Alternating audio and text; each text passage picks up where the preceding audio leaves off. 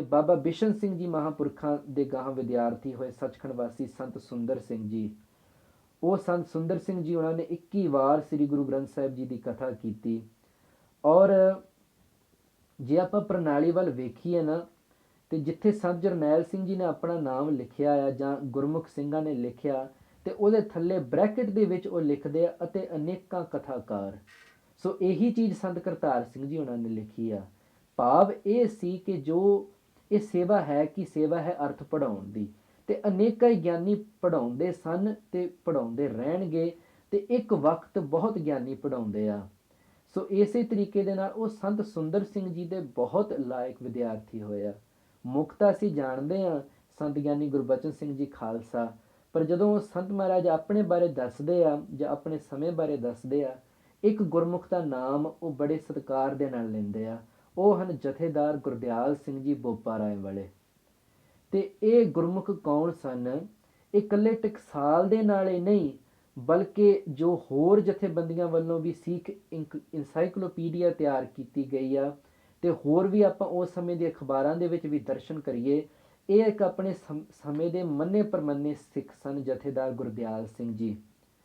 ਤੇ ਬਚਪਨ ਦੇ ਵਿੱਚ ਇਹਨਾਂ ਦਾ ਸੰਬੰਧ ਸੀ ਜੋ ਨਾਭੇ ਦੇ ਰਾਜੇ ਸਨ ਮਹਾਰਾਜਾ ਰਿਪਦਮਨ ਸਿੰਘ ਜੀ, ਤੇ ਉਹਨਾਂ ਦੇ ਨਾਲ ਇਸ ਮੁਲਕ ਇੰਗਲੈਂਡ ਦੇ ਵਿੱਚ ਵੀ ਆਏ ਸਨ, ਤੇ ਉੱਥੇ ਵਾਪਸ ਹਿੰਦੁਸਤਾਨ ਜਾ ਕੇ ਵੀ ਇਹਨਾਂ ਨੇ ਆਪਣੀ ਪੜ੍ਹਾਈ ਮੁਕੰਮਲ ਕੀਤੀ। ਤੇ ਇਹਨਾਂ ਗੁਰਮੁਖਾਂ ਨੇ 28 ਮੁਕੰਮਲ ਕਥਾ ਸ੍ਰੀ ਗੁਰੂ ਗ੍ਰੰਥ ਸਾਹਿਬ ਜੀ ਦੀਆਂ ਕੀਤੀਆਂ। ਸੋ ਇਹ ਮੇਰਾ ਬੇਨਤੀ ਕਰਨ ਦਾ ਮਤਲਬ ਇਹ ਹੈ ਕਿ ਸੰਤ ਗਿਆਨੀ ਗੁਰਬਚਨ ਸਿੰਘ ਜੀ ਮਹਾਂਪੁਰਖ ਬੇਸ਼ੱਕ ਮੁੱਖ ਗਿਆਨੀ ਸਨ, ਤੇ ਇੱਕ ਜਥੇ ਦਾ ਸਿੰਘ ਉਹਨਾਂ ਤੋਂ ਸ਼ਾਇਦ ਆਯੂ ਦੇ ਵਿੱਚ ਜਥੇ ਵਿੱਚ ਭਰਤੀ ਥੋੜ੍ਹਾ ਪਹਿਲਾਂ ਹੋਏ, ਆਯੂ ਵਿੱਚ ਵੀ ਵੱਡੇ ਸਨ, ਪਰ ਉਹ ਆਪ ਵੀ ਇੰਨੀਆਂ ਕਥਾ ਕਰਦੇ, ਇਸ ਦੇ ਨਾਲ ਉਹ ਜਥੇ ਦੇ ਜਥੇਦਾਰ ਤਾਂ ਨਹੀਂ ਬਣ ਜਾਂਦੇ, ਪਰ ਫਿਰ ਵੀ ਉਹ ਮਹਾਂਪੁਰਖ ਜਥੇਦਾਰ ਸੰਤ ਬੋਪਾ ਰਾਏ ਵਾਲੇ ਕਿੰਨੇ ਕੁ ਸਤਿਕਾਰਯੋਗ ਨੇ। ਸੋ ਉਹਨਾਂ ਦੇ ਜੀਵਨ ਦੇ ਵਿੱਚ ਵਿਸ਼ੇਸ਼ ਘਟਨਾਵਾਂ ਵਿੱਚੋਂ ਇੱਕ ਇਹ ਹੈ ਕਿ ਜਿਵੇਂ ਮਹਾਰਾਜਾ ਰਿਪਦਮਨ ਸਿੰਘ ਇਹ ਬੜਾ ਗੁਰਮੁਖ ਹੋਇਆ ਆ, ਤੇ ਇਹਦੇ ਸਿੱਖੀ ਵੱਲ ਬਹੁਤ ਜ਼ਿਆਦਾ ਪਿਆਰ ਸੀ। ਹੁਣ ਫੋਟੋ ਵੀ ਇੱਕ ਦਾਸ ਨੇ ਦਰਸ਼ਨ ਕੀਤੀ ਆ, ਜਿਸ ਦਿਨ ਇਸ ਦਾ ਰਾਜ ਅਭਿਸ਼ੇਕ ਹੋਇਆ, ਜਿਸ ਦਿਨ ਇਹਨੂੰ ਮਹਾਰਾਜਾ ਥਾਪਿਆ ਗਿਆ, ਉਸ ਵੇਲੇ ਸਤਿਗੁਰਾਂ ਦੀ ਹਜ਼ੂਰੀ ਵਿੱਚ ਸੰਤ ਬਾਬਾ ਅਤਰ ਸਿੰਘ ਜੀ ਮਸਤੂਆਣੇ ਵਾਲੇ ਵੀ ਬਿਰਾਜਮਾਨ ਹਨ। ਸੋ ਇਹ ਕੋਈ ਗੁਰਮੁਖ ਹੀ ਹੋਵੇਗਾ ਨਾ। ਤੇ ਇਸ ਰਾਜੇ ਨੇ ਪੰਥ ਦਾ ਥੋੜ੍ਹਾ ਹਿੱਟ ਕੀਤਾ ਅਕਾਲੀਆਂ ਦਾ, ਖਾਸ ਕਰਕੇ ਇਸ ਕਰਕੇ ਜੋ ਗੋਰੀ ਸਰਕਾਰ ਸੀ ਇਹ ਇਸ ਨੂੰ ਗ੍ਰਿਫਤਾਰ ਕਰਨਾ ਚਾਹੁੰਦੀ ਸੀ, ਇਸ ਤੇ ਪਾਬੰਦੀਆਂ ਲਾ ਦਿੱਤੀਆਂ ਗਈਆਂ। ਉਸ ਵੇਲੇ ਇੱਕ ਮੋਰਚਾ ਲੱਗਾ ਅਕਾਲੀਆਂ ਦੇ ਮੋਰਚਿਆਂ ਦੇ ਵਿੱਚੋਂ, ਇਹ ਪਲੇਠੇ ਮੋਰਚਿਆਂ ਵਿੱਚੋਂ ਇੱਕ ਮੋਰਚਾ ਇਹ ਰਾਜੇ ਰਿਪਦਮਨ ਸਿੰਘ ਵਾਸਤੇ ਸੀ। ਤੇ ਇਹ ਕਿਉਂਕਿ ਬਚਪਨ ਦੇ ਵਿੱਚ ਹੀ ਜਥੇਦਾਰ ਗੁਰਦਿਆਲ ਸਿੰਘ ਜੀ ਉਹਨਾਂ ਦੇ ਮਿੱਤਰ ਸਨ, ਤੇ ਜਥੇਦਾਰ ਜੀ ਨੇ ਬੜਾ ਉਦਮ ਵੀ ਇਸ ਵਾਸਤੇ ਕੀਤਾ ਕਿ ਇਹੋ ਜਿਹੀ ਘਟਨਾ ਨਾ ਹੋਵੇ। ਕਰਦੇ ਕਰਾਉਂਦੇ ਜਥੇਦਾਰ ਜੀ ਸਮੇਤ ਵੱਡੇ ਅਕਾਲੀ ਲੀਡਰਾਂ ਦੇ ਮੁਲਤਾਨ ਦੀ ਜੇਲ੍ਹ, ਜੋ ਉਸ ਵੇਲੇ ਦੀ ਇੱਕ ਬਹੁਤ ਹੀ ਭਿਆਨਕ ਜੇਲ੍ਹ ਮੰਨੀ ਜਾਂਦੀ ਸੀ, ਮੁਲਤਾਨ ਜੋ ਹੁਣ ਪਾਕਿਸਤਾਨ ਦੇ ਵਿੱਚ ਆ, ਜਥੇਦਾਰ ਗੁਰਦਿਆਲ ਸਿੰਘ ਜੀ ਉਹਨਾਂ ਨੂੰ ਗ੍ਰਿਫਤਾਰ ਕਰਕੇ ਉੱਥੇ ਬੰਦ ਕਰ ਦਿੱਤਾ ਗਿਆ। ਤੇ ਇਹਨਾਂ ਦੇ ਨਾਲ ਮਾਸਟਰ ਤਾਰਾ ਸਿੰਘ ਹੁਣੀ ਤੇ ਬਾਬਾ ਖੜਕ ਸਿੰਘ ਹੁਣੀ ਗੁਰਮੁਖ, ਇਹ ਵੀ ਸਾਰੇ ਗ੍ਰਿਫਤਾਰ ਸਨ। ਸੋ ਆਪਾਂ ਸਾਰਿਆਂ ਨੂੰ ਪਤਾ ਹੀ ਆ ਕਿ ਮਾਸਟਰ ਤਾਰਾ ਸਿੰਘ ਹਿੰਦੂ ਘਰਾਣੇ ਵਿੱਚ ਉਹਨਾਂ ਦਾ ਜਨਮ ਹੁੰਦਾ ਆ, ਨਾਨਕ ਚੰਦ ਮਲਹੋਤਰਾ ਉਹਨਾਂ ਦਾ ਨਾਮ ਹੈ ਜਨਮ ਦਾ, ਤੇ ਉਹ ਇੱਕਦਮ ਇਹ ਪੰਥ ਦੇ ਵੱਡੇ ਨੇਤਾ ਬਣ ਜਾਂਦੇ ਆ। ਸੋ ਇਹ ਸਾਰੀ ਖੇਡ ਦੇ ਵਿੱਚ ਵੀ ਇਹ ਇੱਕ ਟਕਸਾਲ ਦਾ ਮੁੱਖ ਕੰਮ ਸੀ। ਇਹਨਾਂ ਨੇ ਨੇਤਾਵਾਂ ਨੂੰ ਵੀ ਦੇਖੋ ਵਿੱਦਿਆ ਦੀ ਦਾਤ ਦਿੱਤੀ। ਉਹ ਜਥੇਦਾਰ ਗੁਰਦਿਆਲ ਸਿੰਘ 2 ਸਾਲ ਜੇਲ੍ਹ ਵਿੱਚ ਰਹਿੰਦੇ ਆ, ਔਰ ਉੱਥੇ ਸ੍ਰੀ ਗੁਰੂ ਗ੍ਰੰਥ ਸਾਹਿਬ ਜੀ ਦੀ ਕਥਾ ਕਰਕੇ ਇਹਨਾਂ ਸਾਰਿਆਂ ਗੁਰਮੁਖਾਂ ਨੂੰ ਗੁਰਮਤਿ ਦੀ ਚੰਗੀ ਸੂਝ-ਬੂਝ ਪ੍ਰਦਾਨ ਕਰਦੇ ਆ।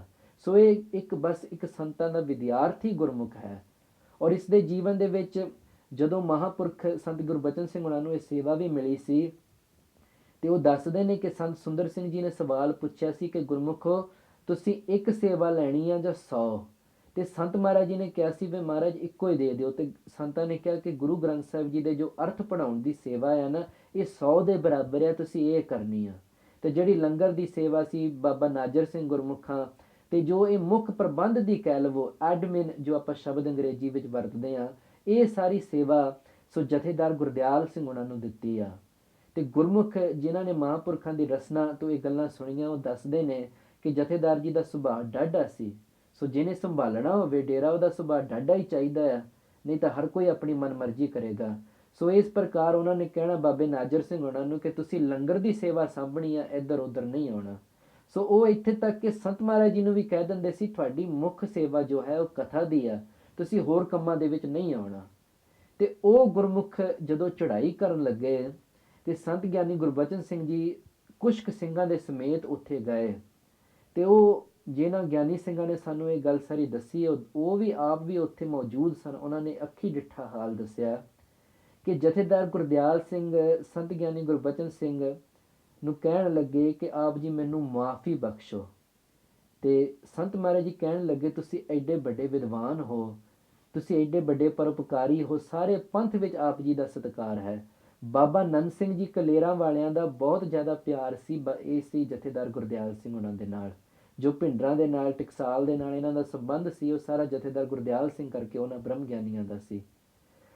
ਤੇ ਉਹ ਕਹਿਣ ਲੱਗੇ ਤੁਸੀਂ ਮੈਨੂੰ ਮੁਆਫੀ ਬਖਸ਼ੋ। ਤੇ ਸਤਿਕਾਰਯੋਗ ਮਹਾਂਪੁਰਖ ਕਹਿਣ ਲੱਗੇ ਤੁਸੀਂ ਮੇਰੇ ਤੋਂ ਉਮਰ ਵਿੱਚ ਵੀ ਵੱਡੇ ਆ, ਮਹਾਂਪੁਰਖ ਤੁਹਾਨੂੰ ਇਹ ਸਾਰੀ ਸੇਵਾ ਦੇ ਕਰਕੇ ਗਏ ਆ, ਤੇ ਤੁਸੀਂ ਕਿਰਪਾ ਕਰੋ, ਮੈਂ ਆਪ ਜੀ ਨੂੰ ਕਿਵੇਂ ਮੁਆਫ ਕਰ ਸਕਦਾ, ਤੁਸੀਂ ਤਾਂ ਸਾਨੂੰ ਅਸੀਸਾਂ ਦੇਣੀਆਂ ਆ। ਤੇ ਕਹਿਣ ਲੱਗੇ ਨਹੀਂ, ਇੱਕ ਵਾਰੀ ਕਹਿ ਦੇ ਕਿ ਤੂੰ ਮੈਨੂੰ ਮਾਫ ਕਰ ਦਿੱਤਾ। ਇਹ ਪੁਰਾਣੇ ਗੁਰਸਿੱਖਾਂ ਦੇ ਵਿੱਚ ਇਸ ਤਰੀਕੇ ਦਾ ਨਿਮਰਤਾ, ਹਲੀਮੀ, ਪ੍ਰੇਮ ਪਿਆਰ ਸੀ। ਉਹ ਅਸਲ ਦੇ ਵਿੱਚ ਇੱਕ ਦੂਜੇ ਨੂੰ ਮਹਾਨ ਗੁਰਸਿੱਖ ਵੇਖਦੇ ਸੀ, ਕੇਵਲ ਆਖਦੇ ਨਹੀਂ ਸਨ। ਇਹ ਸਹਿਪਾਠੀ ਸਨ, ਇਹਨਾਂ ਨੇ ਇੱਕੋ ਹੀ ਮਹਾਂਪੁਰਖਾਂ ਪਾਸੋਂ ਵਿੱਦਿਆ ਪ੍ਰਾਪਤ ਕੀਤੀ। ਔਰ ਸ਼ਾਇਦ ਜਥੇਦਾਰ ਗੁਰਦਿਆਲ ਸਿੰਘ ਨੂੰ ਇੱਕ ਤਰੀਕੇ ਨਾਲ ਵੇਖੀਏ ਜੇ ਆਪਣੇ ਵਰਗਾ ਹੁੰਦਾ ਤਾਂ ਕਹਿਣਾ ਸੀ ਕਿ ਅਸਲ ਵਿੱਚ ਮੈਂ ਹੀ ਮੁਖੀ ਹਾਂ ਨਾ, ਗੁਰਦੁਆਰੇ ਦੀ ਸੇਵਾ ਤਾਂ ਮੈਨੂੰ ਦੇ ਕੇ ਗਿਆ, ਤੈਨੂੰ ਤਾਂ ਇੱਕ ਸਧਾਰਨ ਕਥਾਵਾਚਕ ਬਣਾ ਕੇ ਗਿਆ। ਪਰ ਨਹੀਂ, ਉਹ ਕਹਿੰਦੇ ਨਹੀਂ, ਤੁਸੀਂ ਟਕਸਾਲ ਦੇ ਮੁਖੀ ਗੁਰਮੁਖ ਹੋ, ਮੈਨੂੰ ਮੁਆਫੀ ਬਖਸ਼ੋ। ਤੇ ਬਹੁਤ ਕਹਿਣ ਤੇ ਸੰਤ ਕਹਿਣ ਲੱਗੇ ਵੀ ਇਹ ਅਧਿਕਾਰ ਮੈਨੂੰ ਨਹੀਂ। ਪੰਜ ਸਿੰਘ, ਕਿਉਂਕਿ ਇਹ ਟਕਸਾਲ ਦੀ ਹੈ ਨਾ, ਹਮੇਸ਼ਾ ਮਰਿਆਦਾ ਦੇ ਵਿੱਚ ਰਹਿਣਾ, ਕਿ ਪੰਜ ਸਿੰਘ ਗੁਰਮੁਖ ਸਤਿਗੁਰੂ ਜੀ ਨੂੰ ਅਰਦਾਸ ਕਰ ਸਕਦੇ ਆ ਕਿ ਤੁਹਾਡੇ ਜੀਵਨ ਵਿੱਚ ਜੋ ਊਣਤਾਈਆਂ, ਭੁੱਲਾਂ, ਗਲਤੀਆਂ, ਸੂਖਮ ਜਾਣੇ ਅਣਜਾਣੇ ਵਿੱਚ, ਕਿ ਉਹ ਬਖਸ਼ਾ ਸਕਦੇ। ਇਹ ਮਰਿਆਦਾ ਹੈ। ਸੋ ਟਕਸਾਲ ਨੂੰ ਉੱਤਮ ਇਸ ਕਰਕੇ ਵੀ ਆਖਿਆ ਜਾਂਦਾ ਆ ਕਿਉਂਕਿ ਹਮੇਸ਼ਾ ਮਰਿਆਦਾ ਦੇ ਵਿੱਚ ਰਹਿੰਦੀ ਆ।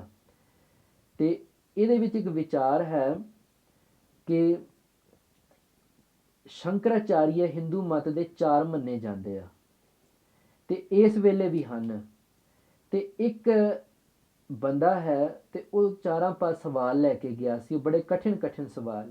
ਤੇ ਉਹਨਾਂ ਸਵਾਲਾਂ ਦੇ ਵਿੱਚ ਇੱਕ ਇਹ ਸੀ ਕਿ ਭਾਗਵਤ ਗੀਤਾ ਵਿੱਚ ਦਰਜ ਇਹ ਸ਼ਬਦ ਆਉਂਦੇ ਆ, ਭਗਵਾਨ ਕ੍ਰਿਸ਼ਨ ਅਰਜੁਨ ਨੂੰ ਉਪਦੇਸ਼ ਦਿੰਦੇ ਆ ਕਿ ਮੇਰਾ ਜੋ ਮਾਰਗ ਹੈ ਨਾ ਉਹ ਅਨਉੱਤਮ ਹੈ।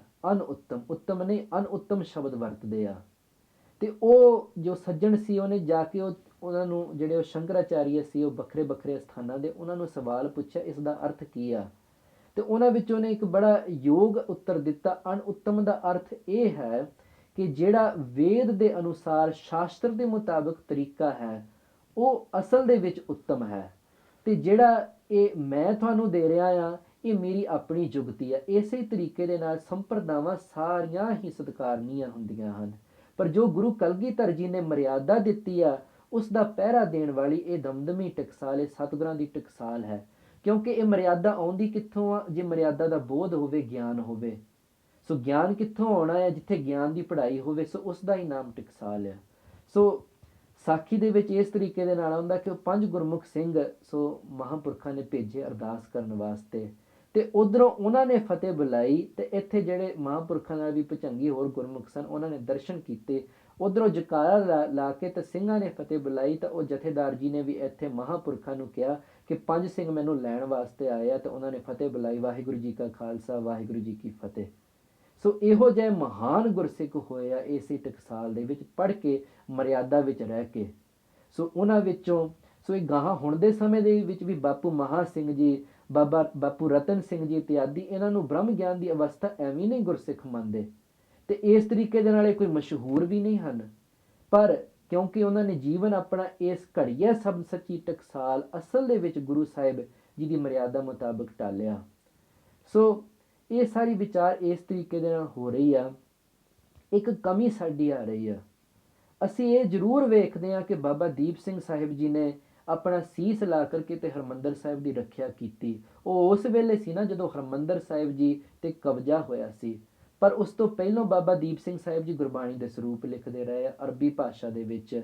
ਉਹ ਭਾਈ ਮਣੀ ਸਿੰਘ ਸਾਹਿਬ ਜੀ ਬੰਦ ਕਟਵਾਉਂਦੇ ਆ, ਪਰ ਉਸ ਤੋਂ ਪਹਿਲਾਂ ਉਹ ਗੁਰਬਾਣੀ ਦੀਆਂ ਪੋਥੀਆਂ ਤਿਆਰ ਕਰਦੇ ਆ। 5 ਗ੍ਰੰਥੀ ਜੋ ਰਹਿਰਾਸ ਸਾਹਿਬ ਜੀ ਦੇ ਸਰੂਪ ਆਪਾਂ ਦੇਖਦੇ ਹਾਂ, ਇਹ ਭਾਈ ਸਾਹਿਬ ਜੀ ਨੇ ਸੋ ਆਪਣੀ ਰਚਨਾ ਜੋ ਉਹਨਾਂ ਨੇ ਗੁਟਕੇ ਨਿਤਨੇਮ ਦੇ ਤਿਆਰ ਕੀਤੇ, ਸਾਰੇ ਭਾਈ ਸਾਹਿਬ ਜੀ ਦੀ ਰਚਨਾ ਹੈ, ਔਰ ਇਹ ਵੀ ਇੱਕ ਵਡਮੁੱਲੀ ਦੇਣ ਹੈ। ਸੋ ਭਾਈ ਗੁਰਦਾਸ ਸਾਹਿਬ ਜੀ ਜਿਹੜੇ ਹੋਏ ਹਨ, ਜਿਹੜੇ ਗੁਰੂ ਗ੍ਰੰਥ ਸਾਹਿਬ ਜੀ ਦੇ ਪਹਿਲੇ ਲਿਖਾਰੀ ਸਨ, ਤੇ ਭਾਈ ਮਣੀ ਸਿੰਘ ਸਾਹਿਬ ਜੀ ਇਹ ਦੂਜੇ ਲਿਖਾਰੀ ਹਨ। ਭਾਈ ਗੁਰਦਾਸ ਸਾਹਿਬ ਜੀ ਵਾਸਤੇ ਸ਼ਬਦ ਵਰਤਿਆ ਜਾਂਦਾ ਹੈ ਕਿ ਉਹ ਗੁਰੂ ਘਰ ਦੇ ਵੇਦ ਵਿਆਸ ਹਨ। ਵੇਦ ਵਿਆਸ ਕੌਣ ਸੀ? ਇਹਦਾ ਅਸਲ ਨਾਮ ਤਾਂ ਸੀ ਕ੍ਰਿਸ਼ਨ ਦੁਆਪਾਇਣ, ਤੇ ਵੇਦ ਵਿਆਸ ਇਸ ਦਾ ਨਾਮ ਕਿਵੇਂ ਪਿਆ? ਵਿਆਸ ਨਾਂ ਹੁੰਦਾ ਹੈ ਵਿਭਾਜਨ ਕਰਦਾ, ਵੰਡਣ ਦਾ। ਜਿਵੇਂ ਆਪਾਂ ਬਿਆਸਾ ਦਰਿਆ ਕਹਿੰਦੇ ਆ ਨਾ, ਇਸ ਦਾ ਵੀ ਇੱਕ ਸਾਖੀ ਜੁੜੀ ਹੋਈ ਆ ਕਿ ਕਿਸ ਤਰੀਕੇ ਦੇ ਨਾਲ ਇਸ ਦਾ ਨਾਮ ਪਿਆ। ਇਹ ਵੰਡ ਹੋਈ, ਇਹਦਾ ਪਹਿਲਾ ਨਾਮ ਵਿਪਾਸ਼ਾ ਸੀ ਤੇ ਹੌਲੀ ਹੌਲੀ ਬਿਆਸਾ ਪਿਆ। ਇਸੇ ਤਰੀਕੇ ਦੇ ਨਾਲ ਵੇਦ ਇੱਕ ਗ੍ਰੰਥ ਸੀ, ਉਹਨਾਂ ਨੂੰ 4 ਹਿੱਸਿਆਂ ਵਿੱਚ ਵੰਡਣ ਵਾਲੇ ਵੇਦ ਵਿਆਸ ਜੀ ਕ੍ਰਿਸ਼ਨ ਦੁਆਪਾਇਣ, ਜਿਨ੍ਹਾਂ ਨੂੰ ਫਿਰ ਵੇਦ ਵਿਆਸ ਆਖਦੇ ਆ। ਤੇ ਭਾਈ ਗੁਰਦਾਸ ਸਾਹਿਬ ਜੀ ਨੂੰ ਕਿਉਂ ਵੇਦ ਵਿਆਸ ਆਖਿਆ ਜਾਂਦਾ ਗੁਰੂ ਘਰ ਦਾ? ਕਿਉਂਕਿ ਉਹਨਾਂ ਨੇ ਗੁਰਬਾਣੀ ਦੀ ਕੁੰਜੀ ਤਿਆਰ ਕੀਤੀ ਜਿਸ ਦੇ ਨਾਲ ਗੁਰੂ ਗ੍ਰੰਥ ਸਾਹਿਬ ਜੀ ਦੇ ਅਰਥ ਸਮਝੇ ਜਾਣ। ਇਸੇ ਤਰੀਕੇ ਦੇ ਨਾਲ ਭਾਈ ਮਣੀ ਸਿੰਘ ਸਾਹਿਬ ਜੀ ਗੁਰੂ ਗ੍ਰੰਥ ਸਾਹਿਬ ਜੀ ਦੇ ਦੂਸਰੇ ਲਿਖਾਰੀ, ਇਹ ਵੀ ਗੁਰਬਾਣੀ ਦੇ ਨਿਤਨੇਮ ਰਹਿਰਾਸ ਸਾਹਿਬ ਜੀ ਦੇ ਸਰੂਪ ਇਹ ਤਿਆਰ ਤਾਈਓ ਕਰਦੇ ਆ ਕਿ ਹਮੇਸ਼ਾ ਵਾਸਤੇ ਗੁਰਸਿੱਖਾਂ ਵਿੱਚ ਇਹ ਸਥਾਪਿਤ ਰਵੇ। ਸੋ ਆਪਾਂ ਪਹਿਲੋਂ ਇੱਕ ਵਿਚਾਰ ਕਰ ਚੁੱਕੇ ਹਾਂ ਨਾ ਕਿ ਭਾਈ ਮਣੀ ਸਿੰਘ ਸਾਹਿਬ ਜੀ ਹਰਿਮੰਦਰ ਸਾਹਿਬ ਦੇ ਵੀ ਗਿਆਨੀ ਨੇ ਤੇ ਜਥੇਦਾਰ ਅਕਾਲ ਤਖਤ ਸਾਹਿਬ ਵੀ ਆ।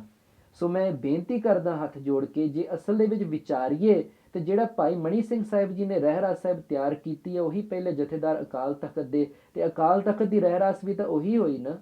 ਤੇ ਗੁਰਮੁਖ ਕੋਈ ਅਲੱਗ ਥੋੜ੍ਹਾ ਪੜ੍ਹਦੇ ਆ, ਅਕਾਲ ਤਖਤ ਦੀ ਮਰਿਆਦਾ ਅਨੁਸਾਰ ਹੀ ਪੜ੍ਹਦੇ ਆ। ਸੋ ਇਹ ਸੀ ਜਥੇਦਾਰ ਗੁਰਦਿਆਲ ਸਿੰਘ ਉਹਨਾਂ ਦਾ ਇਤਿਹਾਸ। ਇਸ ਤੋਂ ਮਗਰੋਂ ਉਹਨਾਂ ਸੰਤਾਂ ਦੇ ਵਿਦਿਆਰਥੀਆਂ ਦੇ ਵਿੱਚ ਅਨੇਕਾਂ ਹੀ ਵਿਦਿਆਰਥੀ ਹੋਏ, ਮਹਾਤਮਾ, ਬੜੇ ਜਪੀ ਤਪੀ, ਤੇ ਆਪਣੇ ਵਿੱਚ ਇਹ ਕਮੀ ਆ ਗਈ ਆ ਤੇ ਦੂਜੀਆਂ ਕੌਮਾਂ ਇਸ ਨੂੰ ਸੰਭਾਲ ਰਹੀਆਂ ਹਨ। ਮੁਸਲਮਾਨਾਂ ਦੇ ਇਸ ਮੁਲਕ ਵਿੱਚ ਵੀ ਮਦਰਸੇ ਕਾਇਮ ਹੋਏ ਹਨ। ਜੋ ਹਿੰਦੂ ਮਤ ਆ, ਇਸ ਦੇ ਵਿੱਚ ਤਾਂ ਮੂਰਤੀ ਪੂਜਾ ਹੈ ਨਾ। ਸੋ ਆਪ ਜੀ ਨੂੰ ਹੈਰਾਨਗੀ ਹੋਵੇਗੀ ਜਾਣ ਕੇ, ਸੰਤ ਮਹਾਰਾਜ ਸੰਤ ਸੁੰਦਰ ਸਿੰਘ ਜੀ ਉਹਨਾਂ ਦੇ ਵਿਦਿਆਰਥੀ ਸਨ ਇੱਕ ਗੰਗੇਸ਼ਵਰਾਨੰਦ ਜੀ, ਤੇ ਉਹ ਗੰਗੇਸ਼ਵਰਾਨੰਦ ਦਾ ਜਨਮ ਵੀ ਪੰਜਾਬ ਦਾ। ਇਹ ਬੇਸ਼ੱਕ ਉਹ ਹੁਣ ਲਿਖਦੇ ਨਹੀਂ ਕਿ ਉਹਨਾਂ ਦਾ ਸੰਤ ਸੁੰਦਰ ਸਿੰਘ ਜੀ ਦੇ ਨਾਲ, ਭਿੰਡਰਾਂ ਦੇ ਨਾਲ ਕੋਈ ਉਹਨਾਂ ਦਾ ਸੰਬੰਧ ਸੀ ਟਕਸਾਲ ਦੇ ਨਾਲ, ਪਰ ਤੁਸੀਂ ਉਹਨਾਂ ਦੀ ਜੀਵਨੀ ਪੜ੍ਹ ਲਓ। ਦਿੱਲੀ ਦੇ ਵਿੱਚ ਬਹੁਤ ਵੱਡਾ ਉਹਨਾਂ ਦਾ ਸਥਾਨ ਆ। ਇੰਨਾ ਕੁ ਤਾਂ ਆਉਂਦਾ ਨਾ ਕਿ ਉਹਨਾਂ ਦਾ ਜਨਮ ਪੰਜਾਬ ਦਾ ਹੈ, ਤੇ ਉਹ ਨੇਤਰਹੀਨ ਸਨ, ਸੂਰਮੇ ਸਨ। ਉਹ ਜਥੇ ਦੇ ਵਿੱਚ ਆਏ, ਮਹਾਂਪੁਰਖਾਂ ਗੁਰਮੁਖਾਂ ਨੇ ਉਹਨਾਂ ਨੂੰ ਵਿਦਿਆ ਪੜ੍ਹਾਈ। ਉਹਨਾਂ ਦੀ ਬੁੱਧੀ ਦੀ ਤੀਬਰਤਾ ਤੇ ਮਹਾਂਪੁਰਖ ਚਾਲ ਪਛਾਣ ਲੈਂਦੇ ਆ ਕਿਸੇ ਦੇ ਵੀ ਜੀਵਨ ਦੇ ਕਿ ਇਹਨੇ ਕਿੱਧਰ ਨੂੰ ਜਾਣਾ, ਇਹਦੀ ਕਿੱਧਰਲੀ ਲਾਈਨ ਆ। ਇਹ ਮਹਾਂਪੁਰਖਾਂ ਦਾ ਕਾਰਜ ਹੁੰਦਾ। ਸੋ ਮਹਾਂਪੁਰਖਾਂ ਨੇ ਇਸ ਨੂੰ ਵਿਦਵਾਨ ਦੇਖ ਕੇ, ਇਸ ਦੇ ਸੰਸਕਾਰ ਵੇਖ ਕੇ, ਇਸ ਸੂਰਮੇ ਗੰਗੇਸ਼ਵਰਾਨੰਦ ਨੂੰ, ਇਸ ਦਾ ਪਹਿਲਾ ਨਾਮ ਹੋਰ ਸੀ, ਤੇ ਇਸ ਨੂੰ ਭੇਜਿਆ ਉੱਥੇ ਕਾਸ਼ੀ। ਇਸਨੇ ਵਿਦਿਆ ਪੜ੍ਹੀ, ਸੰਸਕ੍ਰਿਤ, ਵੇਦ ਦੇ ਸਾਰੇ ਅੰਗ ਇਸਨੇ ਪੜ੍ਹੇ, ਕਾਵ, ਪਿੰਗਲ ਇਤਿਆਦਿ, ਤੇ ਬੜਾ ਵੱਡਾ ਵਿਦਵਾਨ ਬਣਿਆ। ਪਰ ਸੀ ਤਾਂ ਮੂਲ ਵਿੱਚ ਸਿੱਖ ਸੀ ਨਾ, ਜ਼ਮੀਨਦਾਰ ਘਰਾਣੇ ਦੇ ਨਾਲ ਸੰਬੰਧ ਰੱਖਣ ਵਾਲਾ। ਇਹਨੇ ਵੇਖਿਆ ਸੰਤ ਮਹਾਰਾਜ ਪਾਸ ਵੀ ਰਹਿ ਕੇ, ਤੇ ਇਸਨੇ ਕੀ ਕੀਤਾ, ਇਹਨੇ ਬਹੁਤ ਸਥਾਨਾਂ ਤੇ ਇਹਦਾ, ਕਿਉਂਕਿ ਸਭਾ ਜਿੱਤ ਸੀ, ਜਿੱਥੇ ਜਾਂਦਾ ਸੀ ਵਿਦਵਾਨਾਂ ਨੂੰ ਹਰਾ ਲੈਂਦਾ ਸੀ, ਵੱਡੇ ਵੱਡੇ ਪੁਜਾਰੀਆਂ ਨੂੰ ਹਰਾਉਣ ਵਾਲਾ ਸੀ ਇਹ ਗੰਗੇਸ਼ਵਰਾਨੰਦ। ਤੇ ਇਹਨੇ ਫਿਰ ਇੱਕ ਸ਼ਰਤ ਰੱਖੀ ਕਿ ਜਿੱਥੇ ਮੈਂ ਜਿੱਤਦਾ ਜਾਂ ਜਿੱਥੇ ਮੇਰਾ ਪ੍ਰਭਾਵ ਹੈ, ਮੇਰਾ ਇੱਕ ਬਚਨ ਮੰਨੋ, ਜਿੱਥੇ ਤੁਹਾਡੇ ਮੰਦਿਰਾਂ ਦੇ ਵਿੱਚ ਮੂਰਤੀਆਂ ਹੈ, ਉੱਥੇ ਵੇਦ ਦਾ ਪ੍ਰਕਾਸ਼ ਹੋਣਾ ਚਾਹੀਦਾ। ਕਿਉਂਕਿ ਵੇਦ ਮੂਰਤੀ ਤੋਂ ਗਿਆਨ ਪ੍ਰਾਪਤ ਹੋਣਾ। ਸੋ ਇਸ ਕਰਕੇ ਜਿਵੇਂ ਸਤਿਗੁਰੂ ਸਾਹਿਬ ਜੀ ਨੇ ਸਾਨੂੰ ਸਤਿਗੁਰ ਜਾਗਤਾ ਹੈ ਦੇਵ ਸ੍ਰੀ ਗੁਰੂ ਗ੍ਰੰਥ ਸਾਹਿਬ ਜੀ ਦਿੱਤੇ ਆ, ਉਹਦੇ ਮਨ ਵਿੱਚ ਵੀ ਇਹ ਸਭ ਕੁਝ ਵੇਖ ਕੇ ਗੁਰੂ ਘਰ ਦਾ ਇਹਨੇ ਕੀਤਾ ਕਿ ਵੇਦਾਂ ਦਾ ਪ੍ਰਕਾਸ਼ ਕੀਤਾ ਜਾਵੇ। ਤੇ ਇਹ 105 ਸਾਲ ਦੀ ਉਮਰ ਤੇ, ਸੋ ਇਹ ਜਦੋਂ ਦਿੱਲੀ ਆਇਆ ਤਾਂ ਉੱਥੇ ਇਹਨੇ ਆਪਣਾ ਮੰਦਿਰ ਇਹਨੇ ਸਥਾਪਿਤ ਕੀਤਾ। ਤੇ ਉੱਥੇ ਇਹਨੇ ਪੁੱਛਿਆ ਸੀ ਕਿ ਕੋਈ ਭਿੰਡਰਾਂ ਦਾ, ਟਕਸਾਲ ਦਾ ਕੋਈ ਵਿਦਿਆਰਥੀ ਆ, ਮੈਂ ਉਹਨਾਂ ਨੂੰ ਮਿਲਣਾ ਚਾਹਾਂਗਾ। ਤੇ ਉਹਨਾਂ ਨੇ ਮਿਲੇ ਉਹ ਗੁਰਮੁਖ ਆਪਣੇ ਜਥੇ ਦੇ, ਤੇ ਉਹਨਾਂ ਨੂੰ ਇਹ ਸਾਰਾ ਪੁੱਛਿਆ ਕਿ ਆਪ ਜੀ ਕੌਣ। ਉਹਨਾਂ ਨੇ ਸਾਰਾ ਆਪਣੇ ਬਾਰੇ ਦੱਸਿਆ। ਤੇ ਉਹ ਪੁੱਛਣ ਲੱਗੇ ਵੀ ਚਲੋ ਤੁਸੀਂ ਵੇਦਾਂ ਦਾ ਪ੍ਰਕਾਸ਼ ਤਾਂ ਕਰ ਦਿੱਤਾ, ਤਾਂ ਪਠਨ ਇਹਨਾਂ ਦਾ ਪੜ੍ਹਨ ਇੰਨਾ ਕਠਿਨ ਆ, ਵੀ ਇਹ ਸਾਰਾ ਕਿਵੇਂ ਹੋਵੇਗਾ? ਤਾਂ ਉਹ ਕਹਿਣ ਲੱਗੇ ਕਾਸ਼ੀ ਦੇ ਵਿੱਚ ਅਸੀਂ ਬਹੁਤ ਵੱਡਾ ਵਿਦਿਆਲਾ ਖੋਲ੍ਹ ਚੁੱਕੇ ਹਾਂ। ਸੋ ਉਹਨਾਂ ਨੇ ਆਪਣੇ ਗੁਰੂ ਘਰ ਵੱਲ ਵੇਖ ਕੇ ਤਾਂ ਇਹ ਸਾਰੀ ਵਿਦਿਆ ਕਰਾਉਣ ਦਾ ਢੰਗ ਉਹਨਾਂ ਨੇ ਅਪਣਾ ਲਿਆ। ਜਿਵੇਂ ਆਪਾਂ ਟਕਸਾਲ ਵਿੱਚ ਪੜ੍ਹਾਉਂਦੇ ਹਾਂ, ਪਰ ਆਪਾਂ ਇਸ ਚੀਜ਼ ਨੂੰ ਪ੍ਰੋਤਸਾਹਿਤ ਕਰ ਹੀ ਨਹੀਂ ਸਕੇ, ਇਹੋ ਜਿਹਾ ਵਾਤਾਵਰਨ ਬਣਾ ਹੀ ਨਹੀਂ ਸਕੇ। ਸੋ ਬਹੁਤ ਗਿਆਨੀ ਸਿੰਘ ਇਸ ਤਰੀਕੇ ਦੇ ਨਾਲ ਹੀ ਕਹਿ ਰਹੇ ਆ ਕਿ ਅਸੀਂ ਸੰਪਰਦਾਇ ਵਿੱਚੋਂ ਪੜ੍ਹੇ ਹਾਂ ਪਰ ਅਸੀਂ ਗਾਹਾਂ ਆਪਣੇ ਬੱਚਿਆਂ ਨੂੰ ਨਹੀਂ ਪੜ੍ਹਾਵਾਂਗੇ। ਕਿਉਂ? ਕਿਉਂਕਿ ਇਸ ਚੀਜ਼ ਦੀ ਕਦਰ ਨਹੀਂ ਪੈ ਰਹੀ। ਸੋ ਆਪਾਂ ਇਸ ਚੀਜ਼ ਦਾ ਵਾਤਾਵਰਨ ਹੀ ਨਹੀਂ ਬਣਾਇਆ। ਸੋ ਇਸ ਤਰੀਕੇ ਦੇ ਨਾਲ ਉਹ ਗੰਗੇਸ਼ਵਰਾਨੰਦ ਉਹਨਾਂ ਨੇ ਵੇਦਾਂ ਦਾ ਪ੍ਰਕਾਸ਼ ਕਰਵਾਇਆ ਤੇ ਉਹ ਵੇਦਾਂ ਦੀ ਪੜ੍ਹਾਈ ਦਾ ਉਹਨਾਂ ਨੇ ਸਾਰਾ ਕਾਰਜ ਕੀਤਾ।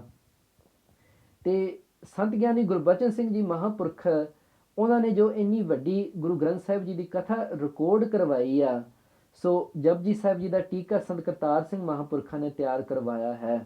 ਸੋ ਜੇ ਇਸ ਦਾ ਪਠਨ ਪਾਠਨ ਇਹ ਆਪਣੇ ਆਪ ਦੇ ਵਿੱਚ ਇੱਕ ਸਿਲੇਬਸ ਬਣ ਗਿਆ, ਇੱਕ ਕਰਿਕੂਲਮ ਬਣ ਗਿਆ, ਜਿਸ ਦੇ ਨਾਲ ਵੱਡੇ ਵੱਡੇ ਸਕੂਲ ਖੋਲ੍ਹੇ ਜਾ ਸਕਦੇ ਆ। ਪਰ ਸਾਡਾ ਧਿਆਨ ਇਸ ਦੇ ਵਿੱਚ ਹੈ ਹੀ ਨਹੀਂ। ਅਸੀਂ ਇੱਕ ਚੀਜ਼ ਲੈ ਲੈਂਦੇ ਹਾਂ ਤੇ ਉਸ ਨੂੰ ਹੀ ਲੈ ਕੇ ਅਗਾਂਹ ਅਗਾਂਹ ਅਗਾਂਹ ਤੁਰੀ ਜਾਂਦੇ ਹਾਂ।